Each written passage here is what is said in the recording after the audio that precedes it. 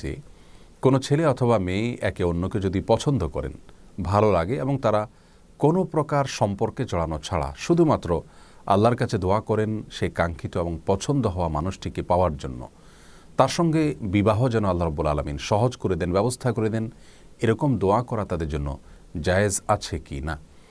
এই প্রশ্নের উত্তরে আমরা সহিহ মুসলিমের একটি হাদিস উল্লেখ করতে পারি, যেখানে প্রিয় নবী সাল্লাল্লাহু আলাইহি সাল্লাম ইরশাদ করেছেন, লা ইয়াজালু ইউস্তাজাবু লিল আবদ মা লাম ইয়াদউ বিইসমিন আও কাতিআতি রাহমিন মা লাম ইস্তাজিল। অর্থাৎ বান্দার দোয়া আল্লাহ রাব্বুল আলামিন ততক্ষণ পর্যন্ত কবুল করতে থাকেন যতক্ষণ না সে কোনো পাপের কাজের জন্য দোয়া না করে এবং আত্মীয়তার সম্পর্ক ছিন্ন করার জন্য দোয়া না করে এবং তাড়াহুড়ো না করে। তার মানে দোয়ার ক্ষেত্রে শুধুমাত্র তিনটি ক্ষেত্রে দোয়া করার নিষেধাজ্ঞা রয়েছে। প্রথমত, যে কোনো পাপের কাজের জন্য আল্লাহর কাছে দোয়া করা যাবে না।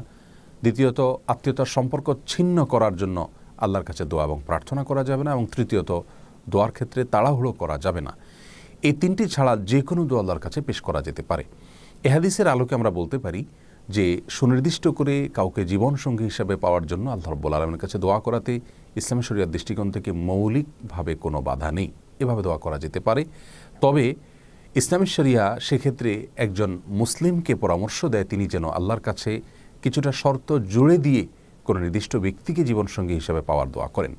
অর্থাৎ আল্লাহ, অমুক ব্যক্তিকে যদি আমার জীবনসঙ্গী হিসাবে পাওয়াটা আমার জন্য সার্বিকভাবে কল্যাণকর হয়, তাহলে আপনি সেটি আমার জন্য সহজ করে দিন। এভাবে দোয়া করাটা তার নিজের জন্য সার্বিকভাবে ভালো এবং উপকারী।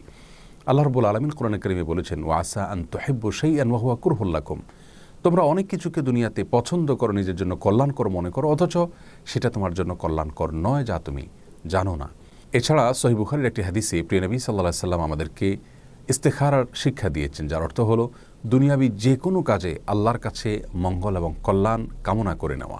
সে দোয়ার একটি অংশ হলো ওয়াকদুর লিয়াল খাইর হাইসু কান সুম্মা আরদুনি বিহি, যার অর্থ হলো, আল্লাহ আমার জন্য কল্যাণ যেখানে লেখা আছে আপনি সেই ফয়সালাটাই করুন এবং সেই ফয়সালা যেন আমি মন থেকে মেনে নিতে পারি, আমার মন যেন সন্তুষ্ট চিত্তে গ্রহণ করে নেয়, সেরকম তৌফিক আমাকে নসিব করুন। অতএব নির্দিষ্ট কোনো ব্যক্তিকে জীবনসঙ্গী হিসেবে পাওয়ার জন্য আল্লাহর কাছে দোয়া করাতে ইসলাম শরিয়াতে কোনো প্রকার বাধা নেই। তবে শর্ত জোড়ে দিয়ে যদি এভাবে দোয়া করা হয়, আল্লাহ তার সঙ্গে বিবাহে যদি আমার কল্যাণ লেখা থাকে, তাহলে আমার জন্য সেটিকে সহজ করে দিন, অন্যথায় আমার মন থেকে তাকে মুছে দিন। এরকম দোয়া করাটা বেশি উপকারী এবং কল্যাণকর।